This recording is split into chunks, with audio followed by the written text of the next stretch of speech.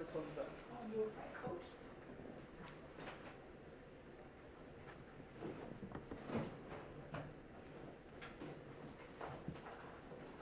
Great, thanks. All right, good afternoon, and thanks for coming to this session, which is about good practices for working with amateur chamber musicians. I was really blown away by the performances that I heard last night, and I'm just I'm really in awe of the talent and the craft of all of you who are involved in doing this professionally. And although I've done lots of panel discussions and conferences in my life, usually they've been on the topics of information security and advanced computing, stuff like that. So this is the first time that I had a chance to be at a conference to discuss music, which is my avocation, not my vocation. So I've been listening really carefully to what people are saying, because I haven't been to one of these before, and trying to think about how to make this most meaningful to you.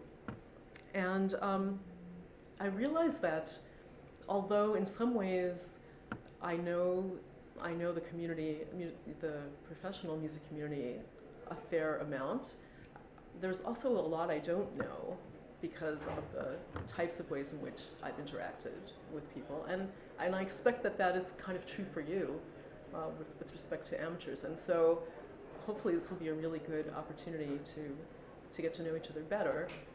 And in the words of the conference, connect, transform, which you have such a great opportunity to do when you're working with amateur musicians, and inspire to greater heights. So I couldn't have picked a better slogan for the conference than those things. So I'm an officer on the board of ACMP, which is Associated Chamber Music Players, and we exist to support and advocate for people who play music for the love of it. We have, our members span a wide range of abilities and proficiency, amounts of study. I mean, some are people who maybe picked up the violin when they were 80 and are avid string quartet players with other people who started late in life. And other people are people you might have met when you were in school, and they just ended up leaving the music field for some reason and making a living in some other way. And I think that's that's an important thing to know. It is a quite diverse community in terms of age, in terms of where people live, what people do for a living, and how well they play, and what they're interested in doing, what their expectations are, and we will go into a lot of that in the course of today. So I wanted to start this by quoting something that I read when I was preparing for this presentation, which gets at the topic of what is serious, because although we're not doing it for a living, we still are serious about what we do. And what does that mean? So I came across this wonderful article. It was in the Journal of the National Association for Music Education. And this is from an author and educator. His name is Thomas Rogelski, and I don't actually know much more about him because I'm not in the music education field. But here's what he said. He said, amateuring is considered to be time well spent, even when it requires strenuous effort. Amateurs are dedicated enough to find the time to engage in amateuring.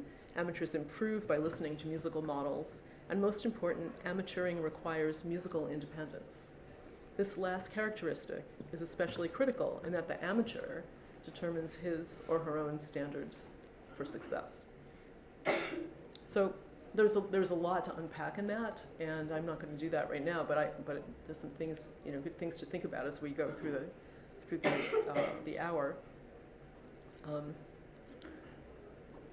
We want to engage with you because there's a really good chance that some of you will be a coach at a conference or at a workshop that one of our members turns up at, or maybe maybe one of our members will ask you to coach them in their home because they have an ensemble that has been working very hard at something, and maybe they're planning to even give a little informal concert, and they would like to get better, have better insights, and improve their craft in some way.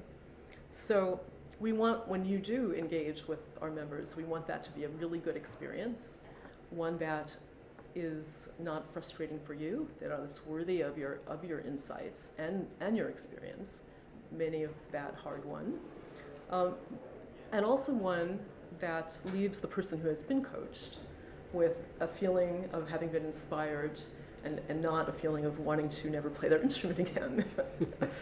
So there are ways for that to happen, and we will talk about that. So I have I want to start this with just a little exercise. So for the first part of it is really simple. I'm just curious, how many people in the room have already worked with amateurs? Yeah. Okay, so a lot of you have. Might be preaching to the choir. And how many are thinking about it? And how many would never do it in a million years? I have a question. Yeah. When you say working with amateurs, does that mean you have a formal educational plan? Or is it just that you really like these people and you encourage them playing, but it doesn't have anything to do with lessons or anything else? It's just acquaintance and friendship and whatever. It might be your brother, and it might be your grandchild, and it might be a next door neighbor, and it might be people that you just know through all kinds of associations. But it doesn't have anything to do with classes and lessons and stuff like that. Okay. I can't tell what this organization would be. When you say amateur, my concept of an amateur is a real amateur. I mean, it's not a profession. And yet, when I listen to what you say, it sounds like these people have to almost be professionals. No. Did everyone hear the question? Just some confusion about what I mean when I say working with amateurs. Or amateurish, or whatever. Yes, well, that's a really nasty word, isn't it? Amateurish. But amateur means a lover, and so amateurs are people who play because they love to play. And as I described earlier, they can be at many different levels of proficiency depending upon the path they took in their life. And when I say work with, no, I really do mean work with them. Means it's not necessarily a lesson. It's really more of a coaching, where you have people who have been working on their own on a piece of chamber music with their other people they play with, and they have gotten to a certain point with the piece where they would like professional advice about how to make it better. Wouldn't they go to a music school or a music teacher or music? Wouldn't they go to a music school? Some music schools, especially community music schools, do offer some programs in chamber music coachings, but no. But who teaches at a music school? Professional musicians. So if you teach at a music school or you're an independent coach, it's the same thing. You still need to know how to work effectively with people who come to you. Yes, Louise. I give an example. I'm an amateur pianist. I am from Chicago, and I play with other friends who do not make our living through music, so we're not considered professional. But we had our little group wanted to have a coaching, and so we got a grant. We also asked a member of the Chicago Symphony Orchestra to give us a coaching, and so he was working with us as amateurs to prepare for our little program. Yeah. I think that's a Yes. good example. I mean, amateur. It means Well, I'm in Chicago, can I come to learn? people. So it might be better if we define amateur for the moment as people who play without the expectation of being paid. And sometimes that's even professionals who are doing it for fun. But the thing about amateurs is they play without the expectation of being paid, and they usually have another way to make a living than having to do it playing music. So to my little exercise, now I'm going to read to you two statements by coaches that were uttered in my presence. And don't raise your hand for this one, but it's kind of just to get a sense of where you are in your thinking about amateurs at this moment. So here's the first one. Before I start this masterclass, I just want to say how grateful I am that you are here, that people with lives crammed with other things think the thing I do is important enough to spend so much time and energy learning to do it better. That's statement one. And here's statement two. I really don't know why they come here. How can they expect to be good at the thing that I gave my life to if they didn't make the choice to give their life to it as I did? Present company accepted, of course. So, yeah, it's interesting. There is a very wide range of attitudes, even among people who are at workshops where they're going to be coaching amateurs. And so it's interesting, and that's a reason why I thought this could be a very valuable conversation to have. All right, so now I'm going to turn to the panelists.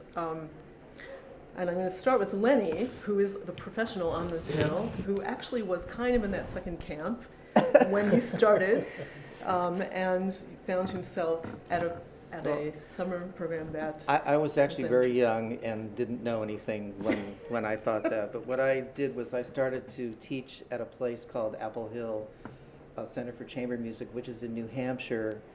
And the weird thing is that, 20 or 30 years later, I ended up running the organization. But back then, when I started, I was the coach, and I was assigned two groups to coach. One was a Brahms piano quartet, and one was a Mendelssohn string quartet. And I didn't know anything about what I was going to do. And so the Brahms piano quartet started, and they were all adults over 55. And I listened, and I was like, oh my God, what the heck is going to happen here? I didn't know what to do. I didn't know what to think. I was completely flabbergasted. And I don't know, it took me a couple days to sort of understand what you said about people that were doing it for the love of it. I mean, I did and still do everything out of love too, but it was something different about this. And so what I started to do was ask them what they wanted to do, why they were here. Did they want to talk about intonation? Did they want to talk about the form of the piece? No, they wanted to play and just hear my advice. And so we started in, and what I did was I coached them the way I was coached when I was in school. I was just as detail-oriented. We did things slow, we did fast, and those people ate everything up like sponges. It was really so rewarding for me. And so what I think I learned from those groups when I first started was that, because I was, I studied with the Cleveland Quartet and the Guarneri Quartet. I went to Curtis, I went to NEC. I had really strict teachers. And I realized that those people loved everything that they were doing, and that I had lost a little bit of that love that I had too. So it inspired me. So the next group I had was a Mendelssohn String Quartet, and we worked on the first movement, and I was really psyched and really happy. I thought, yeah, they like me, I like them. And we got to the second movement, which was a whole movement of 16th notes that had to be played at like 144, really fast. And they were like, we don't want to do this. And I was like, why? And they were like, we can't do it, it's too hard. And I was like, no, we're going to do this. And so we talked a lot about discipline, the different kinds of discipline, and I felt like sometimes when you have to learn a piece that's very hard, you have to be like the military, like it's rote discipline. You're just going to keep doing it. And so we did all the things that I did when I was learning. We did it slow. We did it in different rhythms. We would work up little. Dorothy DeLay had this thing called speed rhythms, but you'd stop in the middle. So they would do 2 measures, stop really fast, then 2 more measures really fast and stop. And then eventually the first line fast, and then pretty soon the half. I mean, we worked so hard that way, and they all did a beautiful job. They could play it. They were psyched. I was psyched. So it was more than the love thing, if you can believe it. It was really inspirational for everybody because they thought they can't play it. We're just amateurs, which in a way, I don't feel like there should be any difference between, because we all do it out of love. Some of us get paid, some of us don't, but kind of got me to see something really beautiful. And at Apple Hill, once I started running it, I really wanted to make that very obvious to everybody. So when I started running the organization, before every group, the first day that everybody got there, I would always give them these 3 sort of mantras that were the philosophy of Apple Hill, like our values. And the first one was that everyone is accepted for who they are. Everybody has a voice that deserves to be heard. And the third thing is that everyone is going to be coached equally. And so I feel like after I said those words and I was looking at the group of people, because we had all levels, all ages, all professions, all cultures, you could just see everybody kind of relax and say, okay, we're going to get whatever we can. I mean, the coaches too, because they were sort of nervous. We're going to work with all these different people. And I think it put everybody on the same playing field. And I feel that way about, I don't even like to say amateurs. I just think we're all musicians. We do it because we love it. Some people get paid, some people don't. I personally am inspired by everybody, but the amateurs, I hate to say it, but that word, but they kind of always psych me out. At Apple Hill, when the beginner groups come out and they're like 80 and 85 years old and they can barely play, but they're playing, it's phenomenal. I mean, there's a whole back row that's crying their eyes out because it's inspiring. Mhm. So that was my experience. Yeah. It started out bad, but it ended up okay. I love that, that idea that people are really on the same path. And Yeah. that, I mean, that's really, that was one of the we had to submit 3 different titles for our talk, and then CMA decided which one would bring the most people to the session. And one of the ones was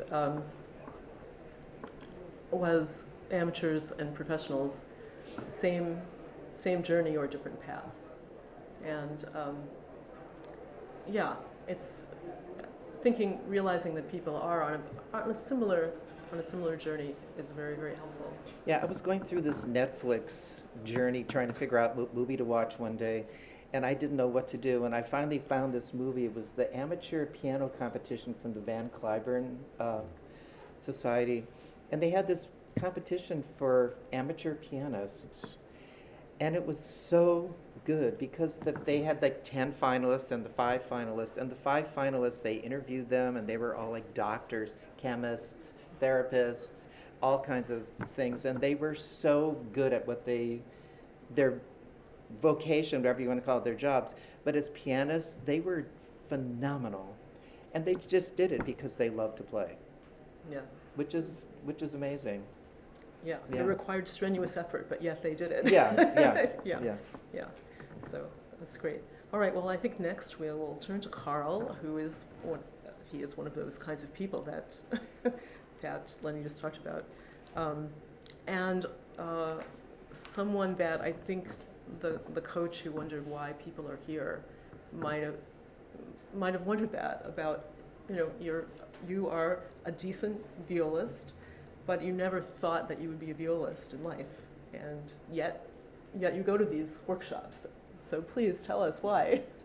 Well, I'll tell you what I do get paid for first, and it's something I love to do, and that's why I do it. I am a chemist, which means about as much as being a musician. So my little area of chemistry is at one of the boundaries between chemistry and physics. So I use quantum mechanics to predict the properties of small molecules, energy properties, chemistry properties, physics properties, things like that. So you don't want to hear probably more than that. But that's what I do for my day job. But every week we meet at lunchtime to play some chamber music, and you never know quite who will show up. But we play quartets, we play quintets. Right now, the last thing we did before I took this trip was the Mozart Clarinet Quintet, which was fun. And it's a lot of fun. You do that at lunchtime, and you meet new people. Increasingly, they're younger people. As I get older, I'm now almost 60. We've been doing that at work for 25 years now. And then I go to these workshops too. I play outside. I play with I have a trio at church. I have a lot of music in my life, and the reason I do it is because I just love to play. It's fun. It's fun to get the sounds out of the instrument, the feel of the instrument, as you all know, is just a pleasure. But also the social aspect of it, the team aspect of it. You know, it's such a rush to go through something like a fast sight reading session and have it actually work. It feels so much like driving your car too fast, and yet it all works out. You know, it's really exciting. And I've started trying to play more other types of music. I started on violin, I switched to viola, and I'm playing some cello music now on an electric violin. But I just love music, and I go to these chamber music camps so I can do a lot of sight reading, so I can meet old friends, make new friends, and also get coached. Because the coaches, what I value in the coaches is their perspective and looking at what we're doing, guessing what we could do and what we can't do, and then giving their best shot at what to work on today, so that we improve as much as possible given the short amount of time that we're together. And so that's what I'm trying to get from coaches. And some of them are just great, and also very, very fun, you know, people you want to spend time with even when you're not at work. That's why I play. Okay. I like it. And Paris, you kind of straddle the worlds because you are both a player and also an organizer for people who want to advance in chamber music and get connected. And you founded a group called the Thamiras Collective, if I pronounced that right. Yes. And can you tell us a little bit about your story and how you came to do that? So I come from a family of highly skilled musicians, quite a number of them who, you know, earn money playing, of course. I unfortunately don't earn money playing. I earn money working for the city, helping lower socioeconomic families and the disenfranchised. However, I still have kept on playing, and I enjoy playing still. I found that there are a number of people, amateur players inside of the city, who would like a sense of community or the social aspect that Karl was speaking about. But it's kind of hard to put that together for a number of reasons. Some are introverted and kind of don't have that connection. Some are new to the city and don't have, they don't know how to navigate the system. You know, some kind of a middleman in that aspect. Right now, last I counted, there's like 64 people inside of the network, the Thamiras Collective. So that's basically, you know, what I do. Yeah, and you help them find people to play with, and you help them find coaches and rehearsal spaces. Yes, And all the above. And you do a lot. You do a lot. Yeah, I do all the above. So there are 3 major rehearsal venues that we use within the city.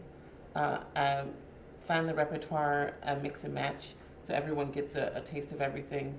We set a couple of ground rules. One is mutual respect for everyone, no egos, and you know, since everybody's there to play, if you can get through 2 quartets or 2 sextets, wonderful. And if you can just get through, you know, a movement or 2, it's just as good. It's about coming together and enjoying the moment. The coaches that you mentioned are all from professional orchestras within the tri-state area, New Jersey, New York, and Connecticut. You know, they come or else they're college professors. You know, they come and they coach for a stipend, of course. And do you just let the coaches run wild, or do you give them some advice about how to approach the kinds of people that you're going to be hooking them up with? It's a little bit of both, I guess. Mm-hmm. So, of course, they're given that liberty to do, you know, as they please. But we have a conversation about, you know, the group prior. The group is given the music earlier, and there's a bit of score study for the group, score analysis. So, you know, a lot of times beforehand, they know, oh, here I'm in uni, you know, viola and cello are in uni, or here this is bouncing back and forth, and that's written in. So the coach is aware of that kind of thing. And I let the coaches know not everyone is going to come in, you know, being able to do, you know, up those staccato, but that's okay, you know. It's more about the experience and getting the articulation and kind of the view instead of, you know, strict technique. Mm-hmm. Yeah, cool.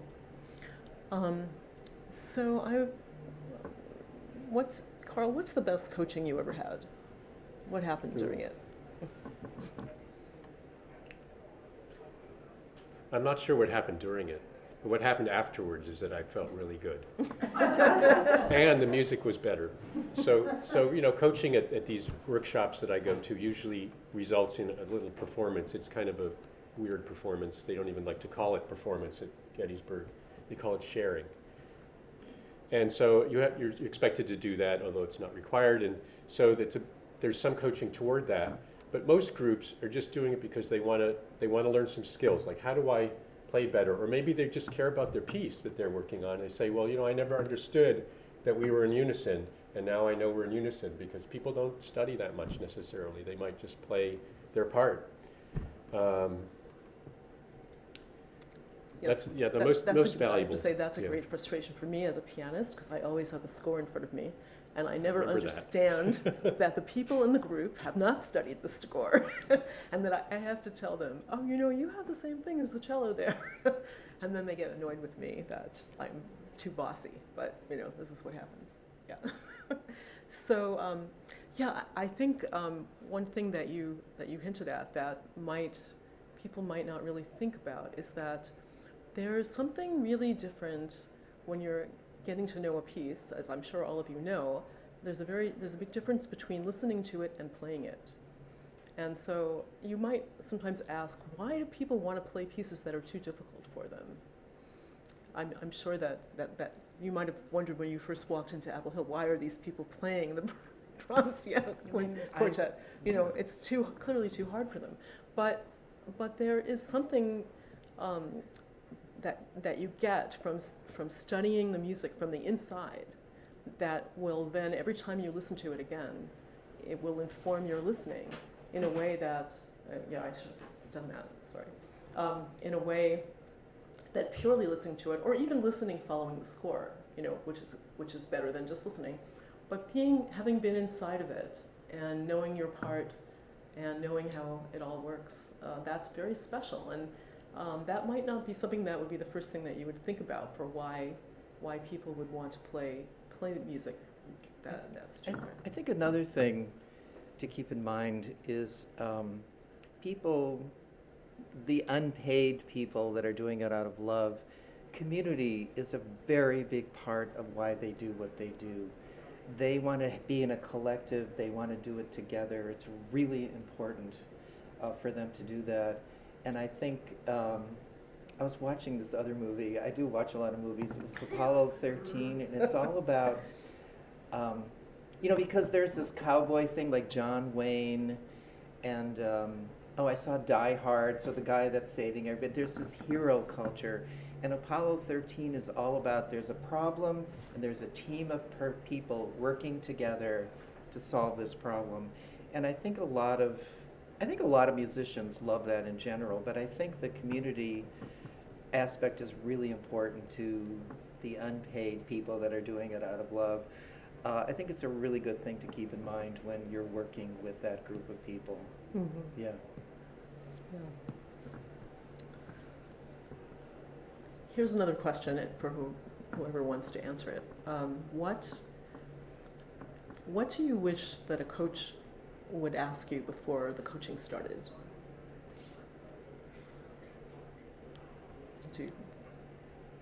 I wish that the coach actually would explore what's the goal of the players. Mm-hmm.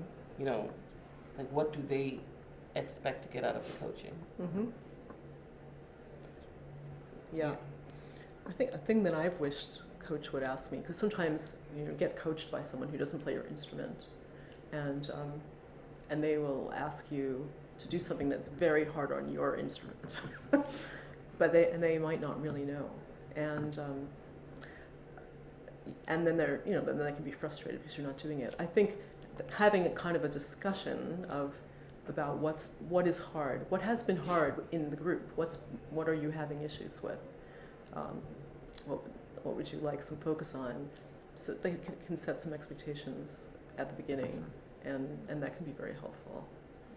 I think too, a coach has to be very, reeling this octet last summer, and the second violist, there was this big break, and then there was an eighth note rest, and the second violist had to come in on the end of the beat, and then the second violinist came in, and so there was this kind of canon stretto thing going on. So it was really crucial that this violist come in time, and she never came in. This person never came in on time, until I said, "What do you think the most important thing in this section is?" And this person said, "Oh, to find the note." And I was like, "No, it's to come in on time, just count. I don't care what note you play." And from that moment on, that person never missed the beat. And so I think for me, what I learned was to be very, very, it's not about me. It's about what the people you're working with need. And in that case, once that person came in on time, the whole group was able to be in rhythm after that. So I think it goes both ways too. Mhm. Yeah. Yeah. May I ask a question? Yeah. How do you deal with a situation where the ensemble comes to you with music you don't know for coaching? Well, I'm assuming that the coach would get some information before. I've coached a lot of people. I mean, I don't play the flute, but I've coached lots of flutists. There's a lot of music that I don't know especially nowadays, there's so much new music coming out that we've never heard before, either by forgotten composers or whatever. I like to study it, but I think for me, that's when I really pay attention to the group a lot more than if I know the piece, because there's a lot of opportunity to do new things, to think about what people in the group need. I'm going to learn a lot. Do you work with people using your approach of learning new music as an opportunity for you to help people approach something new the way you would? Yeah. Is that? Yeah, pretty much, yeah.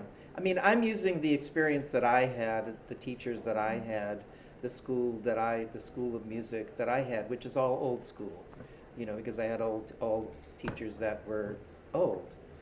And so what I like about the new stuff or the forgotten composers that we're all hearing now is that it's kind of shaking me up a little bit. So I'll have that old school mentality, but I'm sort of learning a lot, and I'm watching the group interact, and I'm starting to feel a little bit about what they're going through, because I'm kind of going through it too. And it's a nice give and take back and forth. I coached this piece. I can't remember who it was by now, but I didn't know the piece. None of us knew the piece.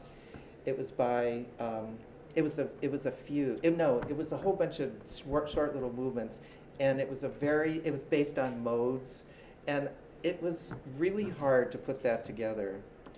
But the more we worked on it, it was like layers were opening up. The more layers, it was a great group. They really wanted to learn and work. And I don't know, by the end of, after 3 or 4 days, I wish I could remember the composer, I feel terrible. It was so rewarding. I mean, I cried after a while. Every performance every run through that we did, I cried because I was so moved by the piece. I was so moved by them.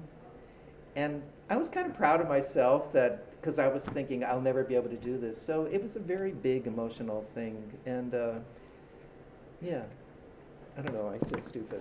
That's lovely. Yeah.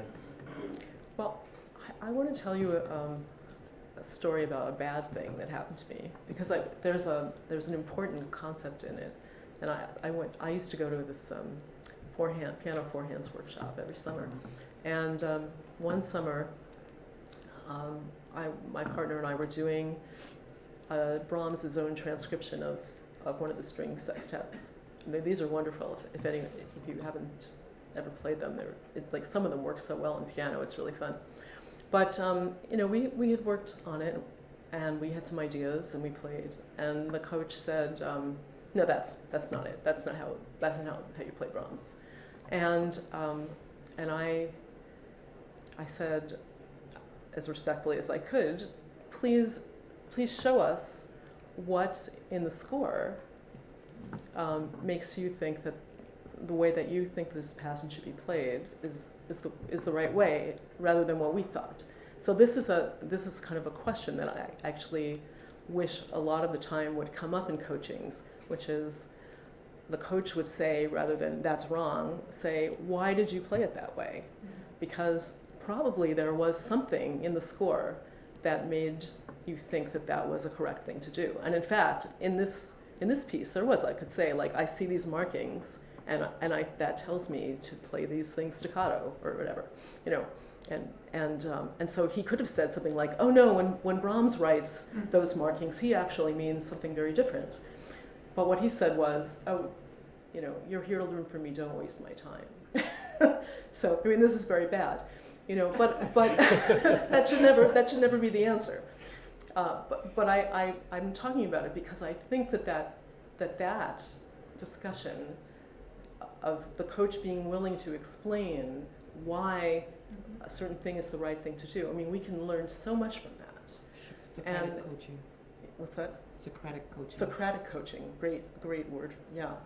Yeah, because as I, you know, in the thing I read earlier, that phrase, musical independence, that is really what we're looking for, because most of the time we're not going to have a coach sitting there in the room with us telling us what to do. We are going to be in our living rooms with our friends playing, and we want to do the piece and the composer justice. And we want to be able to interpret properly what the composer's intentions were.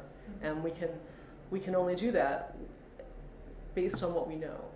And this is one other thing, I guess, I want to mention, which is expectations for what we know.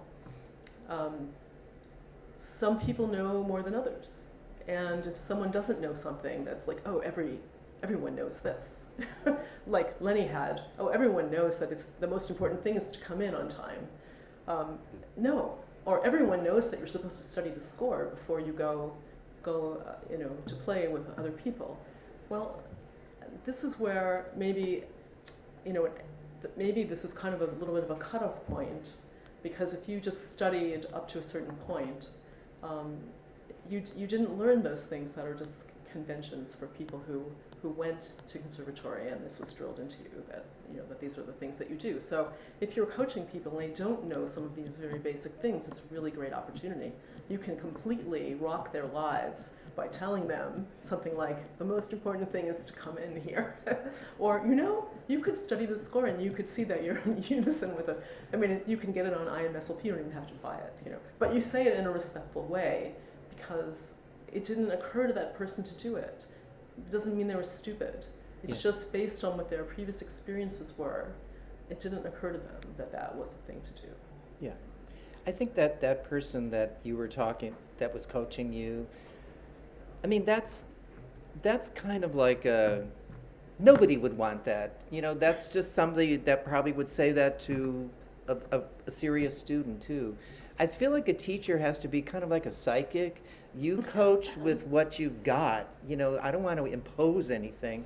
It's almost like I can see somebody and maybe think, oh, wow, they're a romantic. I can really, maybe we can discuss if that's what they want to do, but bring out that voice in them. Or maybe somebody's a real academic and they want to play everything like in the middle of the beat, in the middle of the pitch, and that's fine too. But it's sort of like coaching from their point of view. And I feel like that coach coached from whatever their point of view was, and that's not good for anybody. Do you know what I mean? It's the received wisdom point of view. And I mean, a lot of people learned that way. I think the way you teach is a lot about how you were taught. And I came across it. Oh, do you want to say something before I ask my next question? Oh, I was just going to say, please do. So I've played chamber music with a number of people, workshops, what have you, and it wasn't until I discovered the violist from the Ariana Quartet, Joanna Mendoza, she's the one who introduced me to studying the score beforehand, which makes logical sense, but like no one had ever mentioned it before, and it's quite transformative because once I started explaining this to amateur players, it's so funny. Like they're like, oh, we have a Zoom call set up. We're gonna share it on Zoom and look at it all together, for 45 minutes before we get together. And when they come together for the coaching, because I come to witness the coaching, it's just amazing. Like I've looked at some of their parts they've written in, on cues that aren't even there because they've studied the score and worked things out, and I'm like, oh wow. That's so cool. That's so They cool. do a Zoom study of the score. Yeah. That's terrific. Professional musicians should do that too. So, so I wanted to ask a question about teaching. When I was doing some preparation for this discussion, I came across a word I hadn't heard before. There's actually a special word for teaching adults. So pedagogy actually means teaching children, but there's a word andragogy for teaching adults. Yeah, and there could be a special pedagogy for teaching adults. And I was curious. I wanted to ask the panelists for some impressions about how teaching adults differs from teaching children, and also as an adult, how do you learn differently from when you were a child? So whoever wants to go first. Well, you know, there was this really famous educator, his name is John Holt, and he wrote a lot of books on childhood education. And one summer, many years ago, he came to Apple Hill because he wanted to learn how to play the cello, and I think he was 54 or 44 or something. And he had a big transformative experience, and I can't say whatever word you just said, that's what that he got very fascinated in that, and he started to he wrote a book, and there's a bunch of chapters on what it was like to be an adult learning something, and he was a strong believer that you can learn anything at any age, and that the job of a teacher is to teach them, because that's your job. That's what they want. That's your job, is to teach them.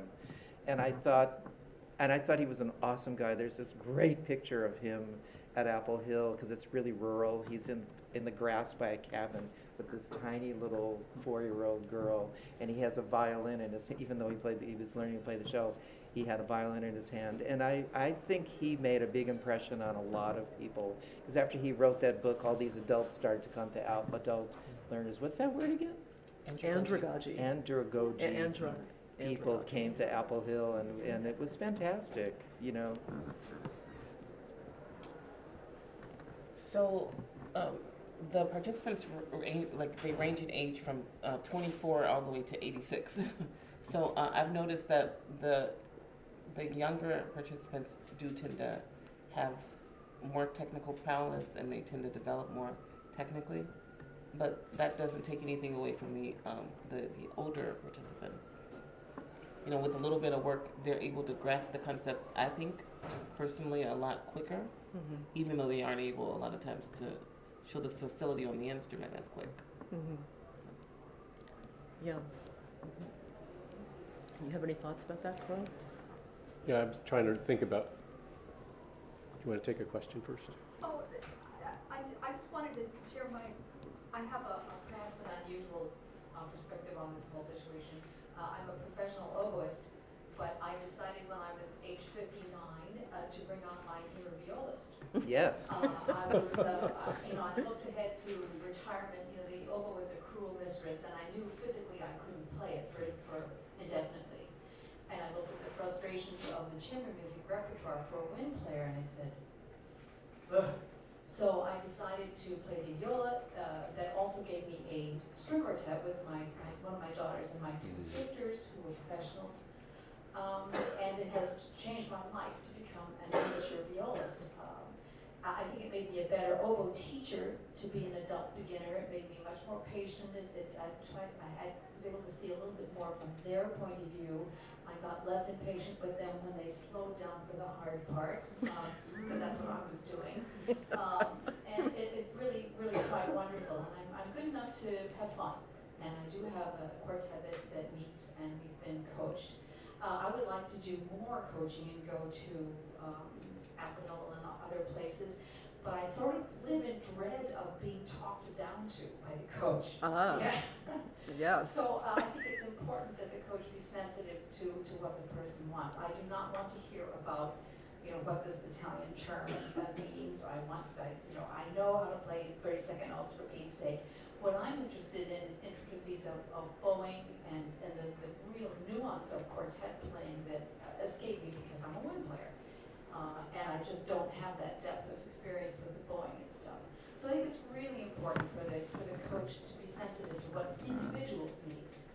one person in the quartet can't count their way out of a paper bag, but maybe the next person is somebody like me who has a very high level of sophistication with music, but a lot of physical limitations.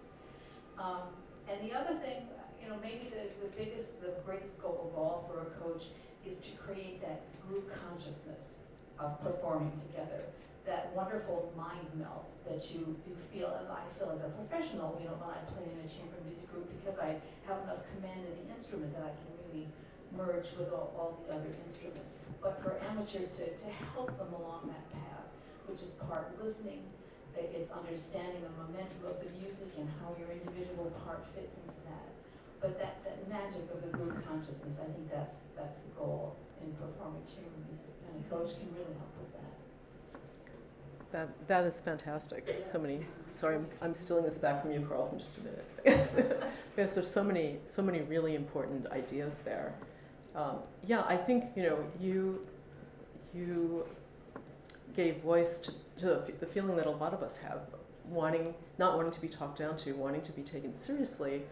Many people, many amateur players are very sophisticated about music, and even though they may not play their instrument, as proficiently, the proficiency doesn't match their musical knowledge and sophistication, and that's very important for coaches to understand. Yeah, and it also reminded me of one of the most important things I ever learned in a coaching. And then I will turn back to you, Karl, so you're having more time to think about andragogy versus pedagogy, which was, I was playing in a trio. It was clarinet, cello, and piano, and the coach said to us, and we were pretty decent, but he said, think about as if there was like a fourth player in the room that is the sound that you're making as a group, and that when you are thinking about how you're going to play your individual part, don't think so much about like blending with the other player who's near you, but think about what you're contributing to the sound in the room. And that was so cool. No one had ever told me that in many decades of study, and it was great. I mean, and that's transformed my approach to chamber music, and that only happened to me like 5 years ago. So. It was very, very cool. All right, Karl. Well, I did have time to think about it. So I was remembering when I was young and still had a violin teacher and stuff like that. I remember, I didn't have, it wasn't a conservatory or anything. And so when I had etudes to practice, I would practice them. I would play them. And the expectation was, well, you play it enough times, it gets better. Well, I'm older now, so now when I practice an etude, I have some idea of what it is that I'm trying to improve. I'm not just making the same mistakes 500 times. I might be, but I'm trying not to. So that for me is a big difference. And I think that's true of adult learners in any topic, including chemistry, where children tend to learn what you tell them, and adults are more likely to question what you're telling them and ask you, well, why is it that way? Now, when kids do that, the answer that we've all heard when we were young is because it's on the curriculum, or because you have. Why do I have to learn this? Well, because you have to. And it's nice to know why you should learn it. So, for example, you brought another memory to mind. Over the years, I've been coached on some pieces by multiple coaches with very different styles, and they often have completely different things to say, sometimes in contradiction with each other, which you then learn is fine, but maybe you have to pick one. And also different ways of thinking about ensemble, different ways of correcting little technical things, or saying, well, maybe you're never going to do that, well, then you can do this. Like, drop the note, change the note, things like that. And I learned that too from some amateurs. The oldest amateur violinist I played with started studying when she was 80. That was 16 years ago. She was a professional pianist before she went mostly blind and deaf. And she's incredibly inspiring. She's a great musician, but she has very limited technique because she's nearly blind, nearly deaf, and has terrible arthritis. But she can still play great music because she insists on second violin parts, which she's now memorizing to anticipate total blindness. So we can play quartets with her, and it's really great because she's such a musician. She can share her musical insights and yet have joy. Even though she knows she's not playing anything great, she still has such love for the music. And it's inspiring to play with people of many different skills as long as they have that joy. Wow, you're making me tear up. Me too. You know Alice. Yeah. I don't know her. Oh. No, amazing. Yeah. So, did you want to say something about this, Paris? Oh, no. No. Okay. I'm going to say another thing. I have many thoughts, so I'm going to say something here. And then just in just a minute, I do want to open up so that you can ask more questions. A teacher I spent a long time studying with was someone who learned how to play the piano when he was very, very young. And he really didn't know how he played. I mean, because it was so intuitive. It was very hard. It was very hard to teach. And this is a big difference, because the things that you learn as adults, I think you are much more conscious of how you actually learned it. And I mean, I've been studying a very particular piano method for the past few years, and I really know what I'm doing. I can really explain it to someone, what I'm physically doing, in a way that my teacher, who I really enjoyed studying with for many years, could never do. If I asked a physical question, how do I do this? How do I make that sound? He just didn't really know. He would say these inspiring things like, well, you just have to feel like a gossamer feather, but there's actually a physical thing you have to do, and if you don't know what that physical thing is, you thinking about being a feather is not going to get you there. So this is important, to think about ways to give the people that you're working with actionable suggestions and ideas, something that they can actually do. And also, I will say one more thing, which is that teacher would also complain about how some students just weren't improving, and he would tell them stuff. He would tell them it every week, and then they wouldn't do it, and they just weren't improving, and it was very frustrating. And at the time, I just sort of took that as, yeah, they suck, I wouldn't want to have students like that. But what I've realized is that and it goes back to what Lenny said, teachers need to teach. And so if a student isn't getting something, then you may have to think about saying it a different way. Yet there is taking ownership of your students' progress, and that I spent a lot of lessons preparing and then wanting to impress my teacher with how well I was playing. Now I go to my lessons and I bring the problems and say, I've worked on this very hard, but I still can't do it. And then it's the teacher's job to tell me how to solve that problem. It's a really different approach, but it's very, very helpful if you're working with adults. Well, I think I'm sorry, it brings up the importance of having multiple influences, different teachers, different coaches, like you said, Karl, the fact that you had completely contradictory concepts from various coaches, but then you assimilate it, you pick and choose, you have a much broader base for your own growth. That no one person can give you everything. Right. Well, I think it goes back also to learning styles. So when you're a coach or a teacher, you have to be mindful that everyone's learning style is different. My aunt, for example, she's also a violinist. She's deceased now, but she was a violinist. When she was teaching me, she could show you anything, and she could probably talk you through it, but she couldn't explain why it was happening. Same kind of thing. Mm-hmm. I had a violin teacher who could explain something but could not show you. You have to find what's the best approach for you and kind of work for that. Or if you're coaching, see what's working for the student. Mm-hmm. Very true. Yeah. Okay. Well, I would like to take some questions. I hope there are some. Stephanie has a mic, and she will walk around a bit.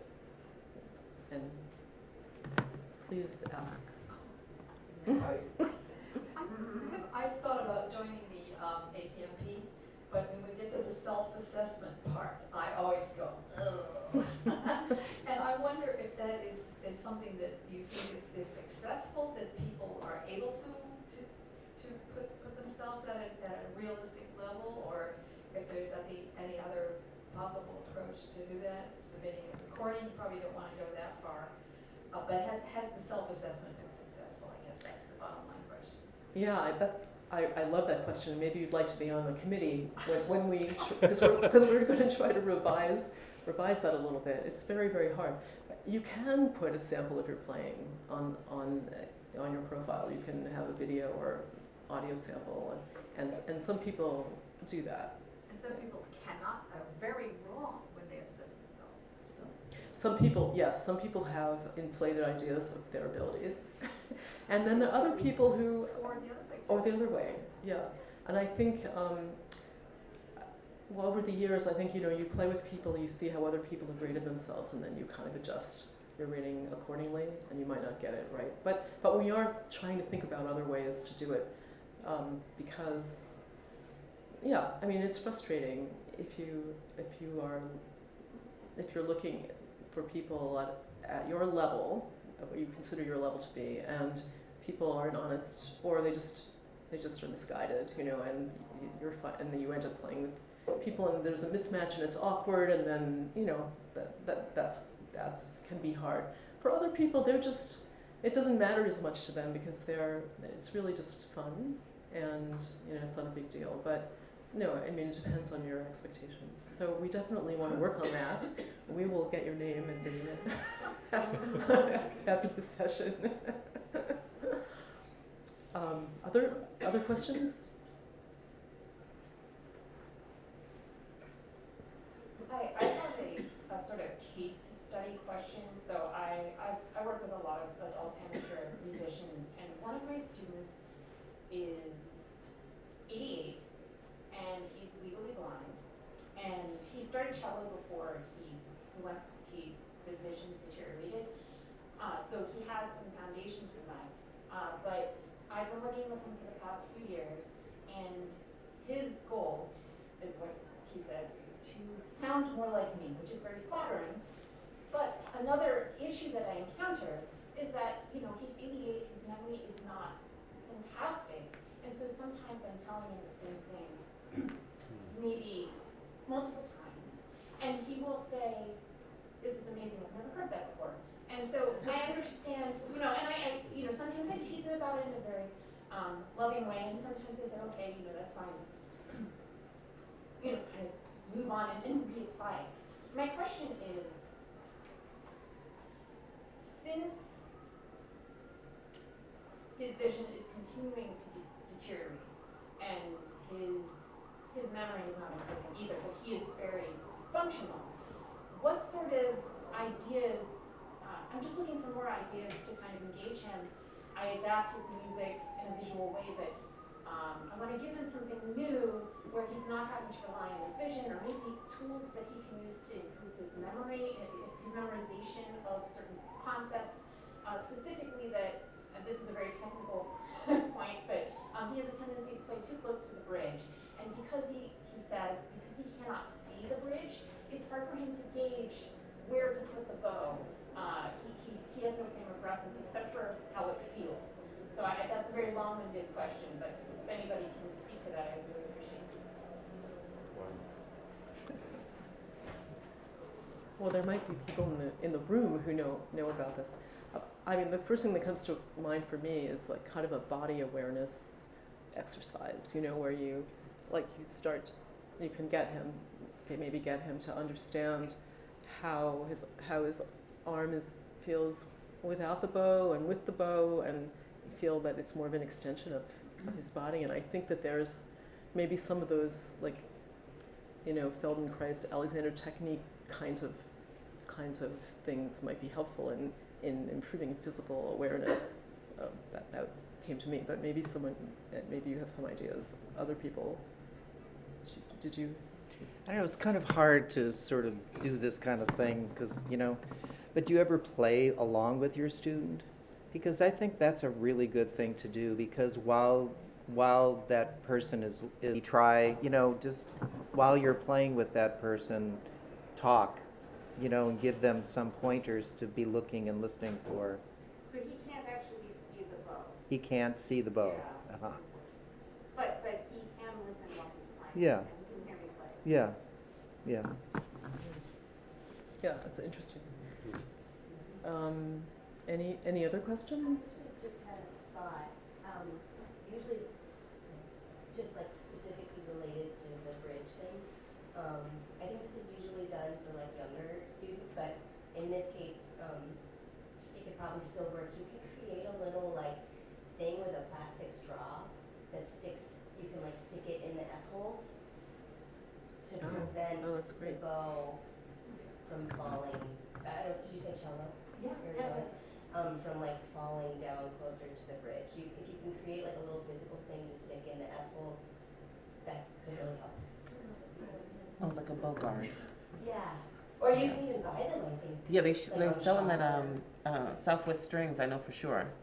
So you have a little certain area, and I think you attach them underneath the fingerboard, so it gives you a certain limited amount of space. Yeah.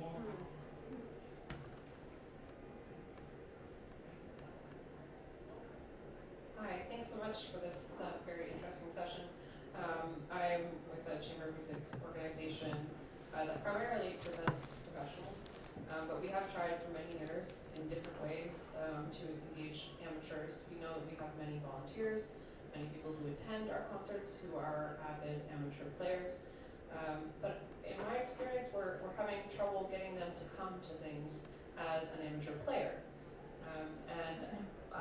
In speaking to some of them, I know that part of that is an intimidation factor of just not knowing what the level is of others who are there or who might come to the session and see them playing, especially since they are members of a core audience and it's their friends who are seeing them doing something different than they're used to. And so my question is kind of how do we make people feel more comfortable, more at home in settings like that? And is that even something that people want? If they're part of our audience, part of our donors, part of our volunteer systems, do they want to also be amateurs in that kind of context, or is that something we should really be pushing them toward? Can I ask, is it targeted to a performance? Are they just afraid of performing? So we've done many different things over the years. We've had, week-long or 2-week-long even sessions with private coachings where a pre-formed group or not, a group that was just placed together could have individual coaching sessions. We've also done sight reading parties where we send out a list ahead of time and people can select what piece they'd like to sign up for, kind of like karaoke. We've had chats with artists. We've done all kinds of different things, and I would say in almost every context, it's like just the physical sign-up and attendance. Despite us knowing that there are many of those people and them expressing interest, them actually coming is a challenge. And I know that they're in the city because they come to our festival. It happens at the same time. So I think it is mostly about intimidation and a sense of comfort, a level of comfort. Have you ever tried doing like an open coaching? Like a master class. Well, yeah, I don't like master class. I hate that word, Yeah. but yeah, like an open coaching where there's a group of people and a coach is coaching them in public. Sign up kind of thing with like a coach that you would just say on this day at this time kind of thing. What? I didn't. Like would you have people sign up in that case? Like how do you get people to come, I guess is the question. Well, I mean to be an audience for that. No, to play Oh. in an open coaching. I don't know. I don't know how you, that's a whole different thing, how you get people to sign up. I think though, what I used to do it, especially when I started, because I was always also trying to grow an audience for Apple Hill, because it's in the middle of nowhere. I started doing open rehearsals, which all the musicians, the faculty hated open rehearsals, but I made them do it anyway. And people loved it. And then I started to do open coaching where I would coach an adult group and then a pre-professional group that was very serious, and we talked about all these nuances because music and art is a phenomenon. It's not something, it's not like having open dentistry or something. It's a beautiful thing that you can talk about, and it gets people really excited about it. So I think an open coaching, if there's already a group that you're coaching, ask them, you know, would you be interested? And I found that that worked really well. Yeah. It's great that you're trying to do that. I mean, many people would love that, you know, and it's just unfortunate that there's a mismatch in where you are.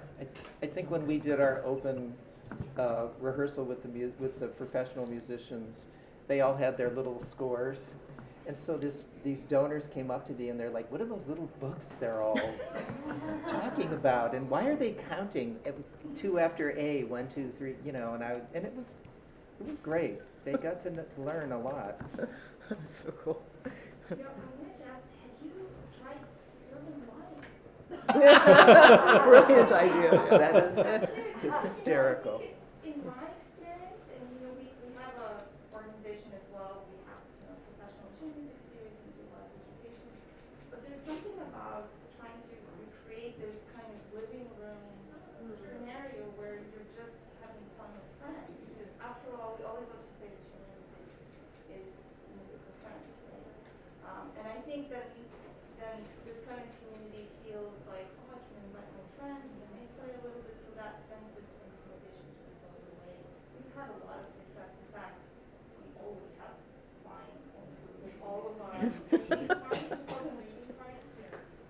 And it's really grown a ton in the neighborhood.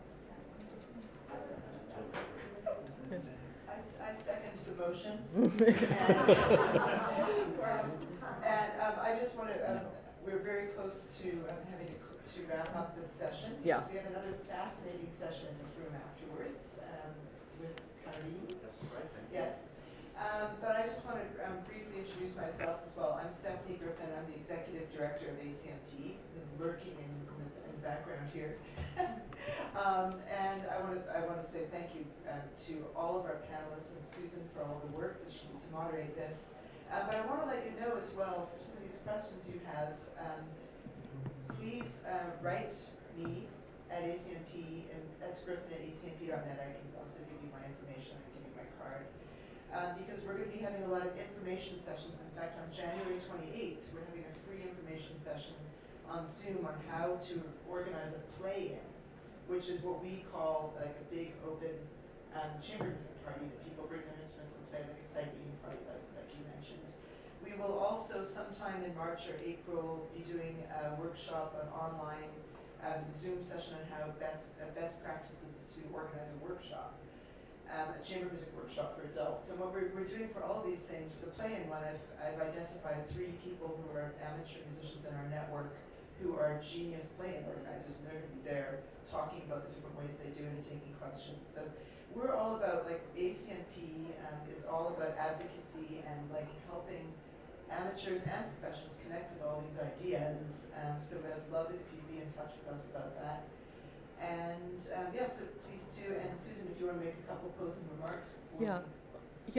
I mean, I'm really happy with how this went. I'm really happy that you came, and we were kind of testing the waters to see, you know, if there might be some interest in following up and doing more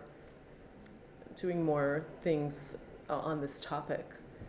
So if you're interested, do drop a line to Stephanie or to me and let us know, and maybe we can, you know, form a little, like, birds of a feather group for people who are interested in getting better at this.